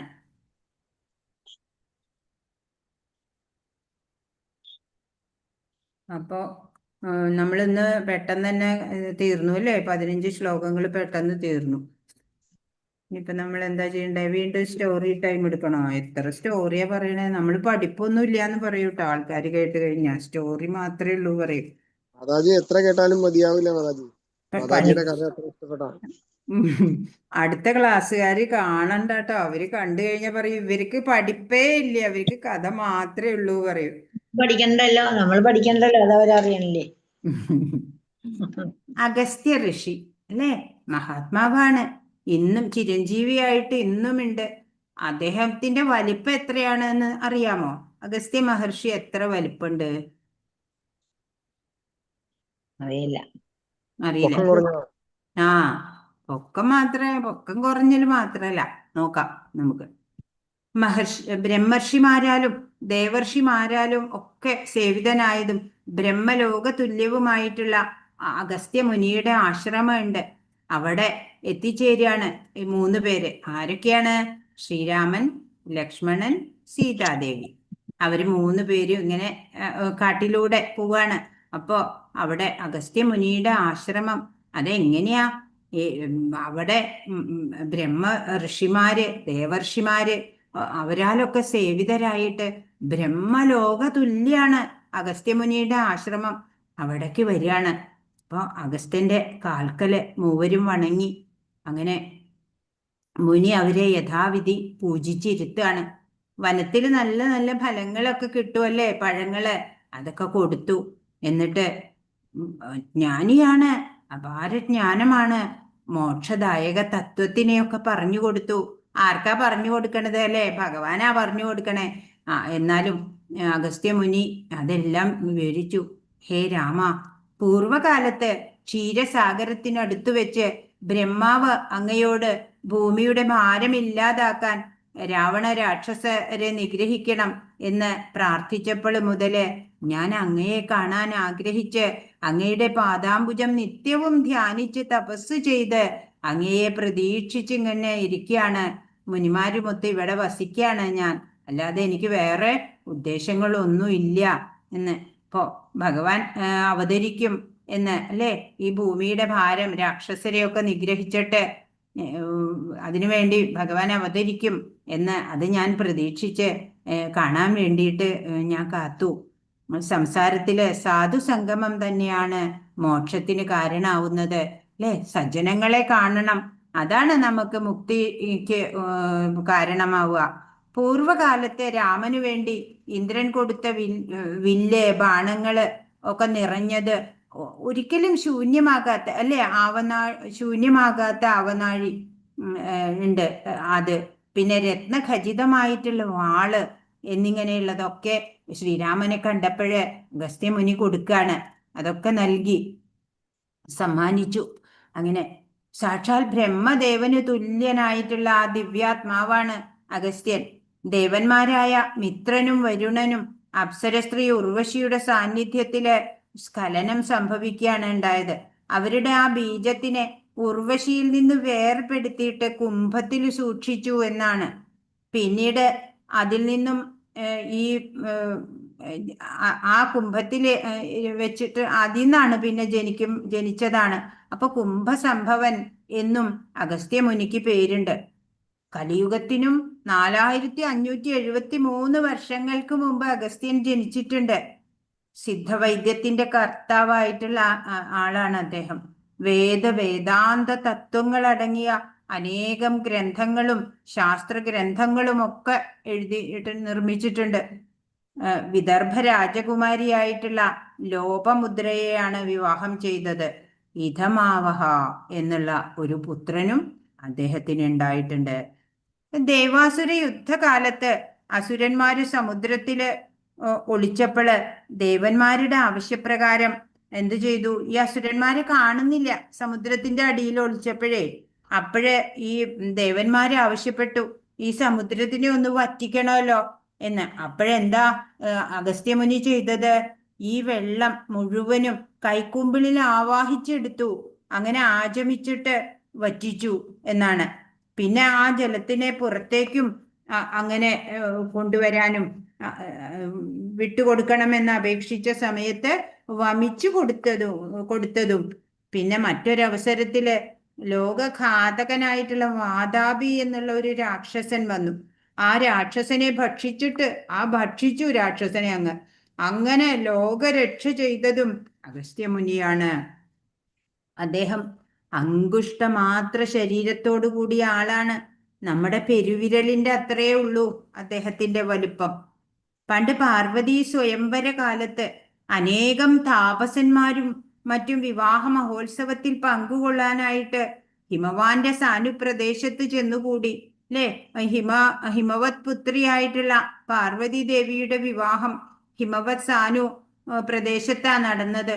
അവിടെ അനേകം കോടി ആൾക്കാര് ആ ഉത്സവത്തിന്, വിവാഹോത്സവത്തിന് ചെന്നുകൂടി. അപ്പോഴോ ഭാരം താങ്ങാനാവാതെ ഭൂമി അങ്ങോട്ട് ഇങ്ങനെ ചെരിഞ്ഞു പോകാൻ തുടങ്ങി. ഒരു സൈഡിൽ തന്നെ ഭാരം വന്നിട്ട്. ഇത് കണ്ടപ്പോ പരമശിവൻ അഗസ്ത്യരോട് പറഞ്ഞു, അവരെയൊക്കെ രക്ഷിക്കണം എന്ന് അപേക്ഷിച്ചു. അഗസ്ത്യൻ ചിരിച്ചിട്ട് അവിടെ നിന്ന് എഴുന്നേറ്റ് തെക്കോട്ട് നടന്നു. അതോടുകൂടി ഭൂമി ലെവലായി, ശരിയായി, അങ്ങനെ സ്റ്റഡിയായി നിന്നു. അഗസ്ത്യന്റെ സാന്നിധ്യത്താല് അവിടം പുണ്യഭൂമിയായി മാറി എന്നാണ്. അഗസ്ത്യ മഹർഷി ശ്രീരാമന് ദേവനിർമ്മിതമായിട്ടുള്ള ഒരു ധനുസ്സും 2 തൂണീരം, ഒരു ഖഡ്ഗം ഇതൊക്കെ സമ്മാനിക്കുന്നുണ്ട്. രാവണന് ജയിക്കണം അല്ലേ യുദ്ധത്തിനായിട്ട് പോകുമ്പോള്. അങ്ങനെ പിന്നെ അവിടെ യുദ്ധമൊക്കെ ആസന്നമായ വേളയിൽ അദ്ദേഹം അവിടെ എത്തിയിട്ട് എന്താണ് വിജയത്തിന് കാരണമാകുന്ന ആ ആദിത്യ ഹൃദയം മന്ത്രം ഉണ്ടല്ലോ, അത് ഉപദേശിച്ചു. അദ്ദേഹമാണ്, അഗസ്ത്യമുനിയാണ് ആദിത്യ ഹൃദയ മന്ത്രം അല്ലേ, സൂര്യനെ പ്രീതിപ്പെടുത്താനുള്ള മന്ത്രം പറഞ്ഞു കൊടുത്തു. അങ്ങനെ ആ സൂര്യന്റെയും എല്ലാത്തിൻ്റെയും പ്രബലമായിട്ടുള്ള ശക്തികള് കൈവരിച്ചുകൊണ്ട് ആ രാവണനെ നിഗ്രഹിച്ചു എന്നാണ്. അപ്പൊ അഗസ്ത്യമുനി എല്ലാവരാലും വാഴ്ത്തപ്പെടേണ്ട അത്രയ്ക്കും കഴിവുകളുള്ള ഒരു മുനിയായിരുന്നു അഗസ്ത്യമുനി. നമ്മുടെ ഒരു പെരുവിരലിനോളാണത്രേ വലിപ്പമുള്ളൂ അദ്ദേഹത്തിന്. ഇപ്പോഴും അദ്ദേഹം അവിടെ എന്താ പറയാ, അവിടെ ഇവിടെയൊക്കെ നടക്കുന്നുണ്ടെന്നാ പറയാ. അഗസ്ത്യാർ കൂടം എന്നൊക്കെ പറയൂ അല്ലേ. ഹരേ കൃഷ്ണ കൃഷ്ണ കൃഷ്ണ ഹരേ ഹരേ, ഹരേ രാമ രാമ രാമ ഹരേ ഹരേ. വാഞ്ചാകൽപതരുഭ്യശ്ച കൃപാ സിന്ധുഭ്യേവ ച പതിതാനാം പാവനേഭ്യോ വൈഷ്ണവേഭ്യോ നമോ നമഃ. അനന്തകോടി വൈഷ്ണവ വൃന്ദ കി ജയ്, ശ്രീല പ്രഭുപാദ് കി ജയ്, ഗുരു മഹാരാജ് കി ജയ്. ഹരേ കൃഷ്ണ. ഇന്ന് പറഞ്ഞതിൽ എന്തെങ്കിലും സംശയം ഉണ്ടെങ്കിൽ ചോദിക്കൂ. ഹരേ കൃഷ്ണ.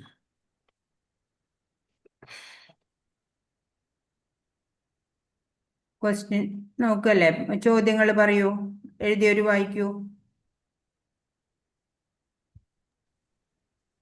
അതീന്ദ്രിയ ജ്ഞാനം ആ എന്താണ്? ഭൗതിക പ്രപഞ്ചത്തെയും അതിനു പിന്നിലുള്ള ചേതനയെയും ഈ രണ്ടിന്റെയും ഉറവിടത്തെയും കുറിച്ചുള്ള അറിവാണ് സമഗ്രമായ ജ്ഞാനം. ഇതാണ് അതെ അതീന്ദ്രിയ ജ്ഞാനം. അതെ, എല്ലാവരും നോട്ട് ചെയ്തോളൂ. അടുത്തത് നവവിധ ഭക്തി എന്നാൽ ഏതെല്ലാം? നവവിധ ഭക്തി ഏതെല്ലാം? ഭക്തി സാധന 9 ഭക്തി സാധനകൾ പറഞ്ഞിട്ടുണ്ടല്ലോ മുമ്പ്. ശ്രവണം, കീർത്തനം, വിഷ്ണു സ്മരണം, പാദസേവനം, അർച്ചനം, വന്ദനം, ദാസ്യം, സഖ്യമാത്മനിവേദനം. പറയൂ ആരെങ്കിലും ഒരാള്. 3 വിഷ്ണുമൂർത്തികൾ ആരെല്ലാം? ഇത് നോട്ട് ചെയ്തോ? 9 ഭക്തി സാധനകള്. നവവിധ ഭക്തി. കൂടെ പറയണം. ശ്രവണം, കീർത്തനം, വിഷ്ണു സ്മരണം, പാദസേവനം, അർച്ചനം, വന്ദനം, ദാസ്യം, സഖ്യം, ആത്മനിവേദനം.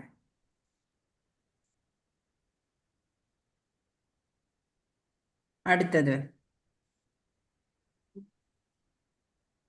3 വിഷ്ണുമൂർത്തികൾ. 3 വിഷ്ണുമൂർത്തികൾ പറയൂ. ആരാ എഴുതിയത്? ഭഗവാൻ മഹാവിഷ്ണു, ആ സർവോപരി വിഷ്ണു, ആ പിന്നെ ക്ഷീരോദകശായി വിഷ്ണു. കാരണോദകശായി വിഷ്ണു തന്നെയാണ് മഹാവിഷ്ണു അല്ലേ? അതെ അതെ, കാരണോദകശായി വിഷ്ണു, മഹാവിഷ്ണു ഒന്നാ. ഭഗവാനിൽ ഏതെല്ലാം? ആ ഭഗവാനിൽ എല്ലാം ഇണക്കി കോർക്കപ്പെട്ടിരിക്കുന്നത് എന്നതിന് ഉദാഹരണം? പറഞ്ഞോളൂ. എന്താ ഉദാഹരണം? മാലയിലെ മുത്തുപോലെ. നൂലിന്മേൽ കോർത്ത മുത്തുകളെ പോലെ അല്ലേ? ആ നൂല് കാണില്ല, അതുപോലെയാണ്. അത്രയും ആ നൂലില്ലെന്നുണ്ടെങ്കിൽ ആ മുത്തുകളൊക്കെ ഛിന്ന ഭിന്നമായി പോകും. ഒരു ഓർഡർ ഉണ്ടാവില്ല. ഈ പ്രപഞ്ചത്തിന് അതിൻ്റെതായ ഓർഡറിൽ നിലനിർത്തുന്നത് ഭഗവാനാണ് അല്ലേ? ഏതുപോലെ? ഒരു നൂലിന്മേൽ മുത്തുകൾ കോർക്കപ്പെട്ടിരിക്കുന്നത് പോലെ സർവവും എന്നിൽ ഇണക്കി കോർക്കപ്പെട്ടിരിക്കുന്നു എന്നാ പറഞ്ഞേക്കണത്. അതാണ് അവിടെ ഉദാഹരണമായിട്ട് പറഞ്ഞേക്കുന്നത്. പിന്നെ കഴിഞ്ഞു. ഇത്രയും ക്വസ്റ്റ്യൻ ഉള്ളു മാതാജി. ഇത്രയേ ഉള്ളൂ. ഇനി എന്തെങ്കിലുമൊക്കെ ചോദിക്കാനുണ്ടെങ്കിൽ ചോദിക്കൂ. മാതാജി, അപ്പൊ ബ്രഹ്മ വിഷ്ണു മഹേശ്വരന്മാർ എന്തെങ്കിലും പെടുന്നതാണോ മാതാജി? ബ്രഹ്മ വിഷ്ണു മഹേശ്വരന്മാരോ? ഏതിലാ പെടുക ചോദിച്ചാ അവര് ദേവന്മാരല്ലേ? വിഷ്ണുവിന്റെ തന്നെ അംശങ്ങളായിട്ടും പറയാം, വിസ്തരണങ്ങളായിട്ട് പറയാം. ശരി, ഓക്കെ മാതാജി. ഹരേ കൃഷ്ണ. ഹരേ കൃഷ്ണ. അന്തരംഗ മാതാജിയെ കാണുന്നില്ലല്ലോ. ആരെയാ കാണാത്തെ? അന്തരംഗ മാതാജിയെ കണ്ടിട്ട് കുറച്ച് അവരിവിടെ ഉണ്ടോ? നമ്മുടെ ക്ലാസ്സിലുണ്ടോ അവര്? നേരത്തെ എടുക്കാറുണ്ടായിരുന്നു, ഇപ്പൊ കാണുന്നില്ല. മാമൻ അത് ഭാഗവതത്തിലാണ്. അത് 12 മണിക്ക് നടക്കുന്ന ഭാഗവതത്തിലാ. അല്ലാണ്ട് ഇതിലുണ്ടായിരുന്നു, നേരത്തെ ഇതിലുണ്ടായിരുന്നു. 12 മണി എന്ന് പറഞ്ഞാൽ ഇവിടത്തെ അവിടെ 2. ഭഗവത്ഗീതയിലുണ്ടായിരുന്നു മാതാജി. മാതാജി പൂന്താനത്തിന്റെ കഥ പറയാമോ? പൂന്താനത്തിന്റെ ഏതാ കഥ പറയാ? പൂന്താനത്തിന്റെ കുറെ അനപത്യത്തിന് ശേഷമല്ലേ മക്കൾ ഉണ്ടാവണത് പൂന്താനത്തിന്. അങ്ങനെ ഒരു മകനുണ്ടായി. ആ മകന്റെ ആ കുട്ടിയുടെ അന്നപ്രാശത്തിന്റെ അന്ന് തന്നെ ആ കുട്ടി മരിക്കുന്നുണ്ട്. അങ്ങനെ വളരെയധികം ദുഃഖിതനായിട്ടുള്ള അദ്ദേഹം കുറെയൊക്കെ ഇങ്ങനെ ഭഗവാന്റെ മുമ്പിൽ ചെന്നൊക്കെ കരഞ്ഞു. പിന്നീട് അദ്ദേഹത്തിന് ബോധ്യായി, എനിക്ക് വിധിച്ചത് മാത്രമാണ് എനിക്ക് കിട്ടുള്ളൂ, ഞാൻ അതിൽ ഖേദിച്ചിട്ട് കാര്യമില്ല അല്ലേ? നമ്മളുടെ ഓരോരുത്തരുടെയും കർമ്മഫലം അവരവര് തന്നെ അനുഭവിച്ചേ മതിയാവുള്ളൂ. അതിന് കരഞ്ഞിട്ടോ ദേഷ്യപ്പെട്ടിട്ടോ ഒന്നും കാര്യമില്ല. അതൊക്കെ ഭഗവാന് തരുന്നത് എന്തും പ്രസാദമായിട്ട് സ്വീകരിച്ചിട്ട് അല്ലേ, സന്തോഷത്തോടു കൂടി ജീവിക്കുക. അതാ ഓരോരുത്തരും ചെയ്യേണ്ടത് എന്ന് അദ്ദേഹം മനസ്സിലാക്കുകയാണ്. എന്നിട്ട് അദ്ദേഹം ഈ ഭഗവാന് വേണ്ടി തന്നെ അപ്പോഴാണ് ഇങ്ങനെ പറയുന്നത്, ഉണ്ണികൃഷ്ണൻ മനസ്സിൽ കളിക്കുമ്പോൾ ഉണ്ണികൾ മറ്റു വേണമോ മക്കളായി, അല്ലേ? അങ്ങനെയൊക്കെ അദ്ദേഹം എഴുതുന്നുണ്ട്. സന്താനഗോപാലം രചിച്ചു, ജ്ഞാനപാന രചിച്ചു, ശ്രീകൃഷ്ണ കർണാമൃതം രചിക്കുന്നുണ്ട്. അതൊക്കെ ധന്യധന്യങ്ങളായ കൃതികളാണ്, അല്ലേ? ഇന്നും അതൊക്കെ രത്നങ്ങളാ നമ്മളുടെ. അതൊക്കെ വായിക്കാൻ സാധിച്ചാൽ വളരെ നല്ലതാണ്. ഇത് വായിക്കണം എന്ന് ആഗ്രഹമുണ്ട് മാതാജി, പക്ഷെ അത് കടുകട്ടിയായ സംസ്കൃതം പോലുള്ള വാക്കുകളാ, ഇത് ആ കിട്ടില്ല മൊത്തത്തില്. അതിന്റെ അതായത് വിവർത്തനത്തോട് കൂടി ഇതൊക്കെ വരുന്നുണ്ട് തോന്നുന്നു കേട്ടോ. ഗുരുവായൂരൊക്കെ അതെ അതെ. ചെല്ലുമ്പോ അന്വേഷിക്കണം. ഞാൻ അന്വേഷിച്ചു, പക്ഷെ അതൊക്കെ പല വ്യക്തിപരമായ താല്പര്യങ്ങളെ കുറിച്ച് കേട്ടിട്ടുണ്ട്. ആ ഓരോരുത്തരുടെ ഭാവന അനുസരിച്ച് വ്യാഖ്യാനിക്കപ്പെട്ടത് വായിച്ചിട്ട് കാര്യമില്ല. ആ. അതുകൊണ്ടാണ് ഞാനിപ്പോ മറ്റേ രാമായണം, വാൽമീകി രാമായണം 24,000 ശ്ലോകങ്ങളോട് കൂടി, സംഭവം എനിക്കത് വായിക്കാൻ കിട്ടില്ല, എന്നാലും തപ്പി തടഞ്ഞിട്ടൊക്കെ വായിക്കാം. അത് പ്രഭുപാദരുടെ തന്നെ കിട്ടാൻ വേണ്ടിയിട്ടാണ് ഞാൻ ഉദയഭാരതത്തിൽ ഓർഡർ ചെയ്തേക്കുന്നത്. അപ്പൊ അവര് പറഞ്ഞു ഞങ്ങളത് ശ്രമിച്ചിട്ടുണ്ട്, കിട്ടിയ വിളിക്കാന്ന് പറഞ്ഞു. അതുപോലെ ഭാഗവതവും പറഞ്ഞ വാങ്ങിക്കണം. ഭാഗവതം ഞാൻ ഈ ഭാഗവതം പ്രഭുപാദിന്റെ ഭാഗവതം വാങ്ങിച്ചിട്ടുണ്ടോ? ഇല്ല, ഞാൻ എന്റെ അടുത്ത് ഉള്ളത് സാധാ ഭാഗവതം, അതിന് ശ്ലോകങ്ങളൊന്നും ഇല്ല. അല്ല, ശ്ലോകങ്ങളേ ഉണ്ടാവുള്ളൂ. ഇതില് ശ്ലോകങ്ങളില്ല. അതായത് ഇപ്പോ മറ്റേ അന്തരംഗ മാതാജിയുടെ ക്ലാസ്സിൽ ഞാൻ ഉച്ചയ്ക്ക് കയറാറുണ്ട്. ആ അപ്പൊ ആ സമയത്ത് അവര് വായിക്കുന്ന ഭാഗവതം ഞാൻ എന്റെ ഭാഗവതം കൂടി നോക്കി നോക്കി, രണ്ടും നല്ല വ്യത്യാസങ്ങളുണ്ട്. ഉം. അതിൽ കാണിക്കുന്ന ശ്ലോകങ്ങളൊന്നും ഇതിൽ കാണിക്കുന്നില്ല. ഞാനത് കുറെ ശ്രമിച്ചു നോക്കി, കിട്ടുന്നില്ല. ശരി. അപ്പൊ ഞാൻ അതും ഉദയഭാരതത്തില് കൈലാഷ് ക്ഷേത്രത്തോട് വിളിച്ച് പറഞ്ഞിട്ടുണ്ട്. അപ്പൊ കുഴപ്പമില്ല, ഞങ്ങൾ വരുമ്പോ വിളിച്ചോളാന്ന് പറഞ്ഞു. അതിന് നല്ല വിലയുണ്ട്, എത്ര 4,000 രൂപ എടുത്തിട്ട് വില ഉണ്ട് തോന്നുന്നു. ഏത് പ്രഭുപാദിന്റെ ഭാഗവതോ? വലിയ ഭാഗവതത്തില് അതിന് അവരുടെ അടുത്തുള്ള 10,000 ഒക്കെ വിലയുണ്ട്. അതെയാ? അപ്പൊ അവര് ഏത് ഭാഗവതം പറഞ്ഞു? 11,000 രൂപയെന്ന്. ഇത് അതൊരു ഇതല്ലേ, അത് ഓരോരോ, അതായത് ഓരോ സ്കന്ധങ്ങള് വ്യത്യസ്തപ്പെട്ട് അങ്ങനെയല്ലേ? അല്ല, ഒന്നാം സ്കന്ധം, 12 രണ്ടാം സ്കന്ധം. സ്കന്ധങ്ങളുള്ള 18 വോള്യം ആയിട്ടാ അത്. 18 വോള്യം, അത് 12 സ്കന്ധങ്ങള്. വലിയ വിവരണത്തോട് കൂടിയിട്ടാണ് ഉണ്ടാവുക. വിവർത്തനവും ഭാവാർത്ഥവും ഒക്കെ വിശദമായിട്ട്. ഒരു വന്നു കഴിഞ്ഞാൽ എന്നെ വിളിക്കാന്ന് പറഞ്ഞിട്ടുണ്ട്. അന്ത്യാത്മരാമായണം ഉണ്ട് അവരുടെ കയ്യില്, കിളിപ്പാട്ട് രാമായണം ഉണ്ട്. ഞാൻ പറഞ്ഞു ഇത് രണ്ടും വേണ്ട, എനിക്ക് വേണ്ടത് കഥകളാന്ന് പറഞ്ഞു. അപ്പൊ ശരി, വാൽമീകി രാമായണം വരുമ്പോ അറിയിക്കാന്ന് പറഞ്ഞിട്ടുണ്ട്. ഞാൻ അവിടെ നിന്ന് തന്നെയാണ് മഹാഭാരതവും ഭഗവത്ഗീതയൊക്കെ വാങ്ങിച്ചത്. അത് രണ്ടും ഭക്തിവേദാന്ത ഇതുള്ളത് തന്നെയാണ്, ചില പ്രഭാതരുടെ തന്നെയാണ്. ലെവൽ 2 ഒക്കെ പഠിക്കുമ്പോ എന്തായാലും യഥാരൂപം ഒരെണ്ണം കയ്യിലുണ്ടെങ്കിൽ നല്ലതാ. ഇനിയിപ്പോ പരീക്ഷ അല്ല, നമ്മളുടെ ഇപ്പൊ 6 കഴിഞ്ഞ ഒരു എക്സാം നടത്തേണ്ടതല്ലേ? അതെ. മാതാജി, ഞാൻ ബുക്ക് ചെയ്തത് 24-ന് വരുമെന്ന് പറഞ്ഞിട്ട് ഇതുവരെയും വന്നിട്ടില്ല. അതെയോ? അല്ല, 6 ചാപ്റ്റർ കഴിഞ്ഞ ഒരു യൂണിറ്റിന്റെ പരീക്ഷ ഉണ്ട് കേട്ടോ. അപ്പൊ എന്നാ ഒരു കാര്യം ചെയ്യാം, നാളെ എല്ലാവർക്കും സ്റ്റഡി ഹോളിഡേ. ഓക്കെ? 6 അധ്യായത്തിന്റെ ഒരു ദിവസം മതി. ഒരു ദിവസം പോരെ സ്റ്റഡി ഹോളിഡേ? അത് മതി.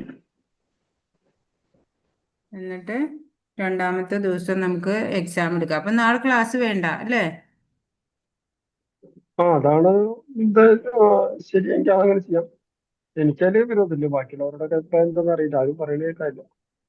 ആരും അതിന് കുറച്ച് പേരല്ലുള്ള പ്രസന്റ്. ആബ്സെന്റീസ് ഒരുപാട് കൂടി കൂടി വരുന്നുണ്ടല്ലോ. ആർക്കും ക്ലാസ് വേണ്ടേ?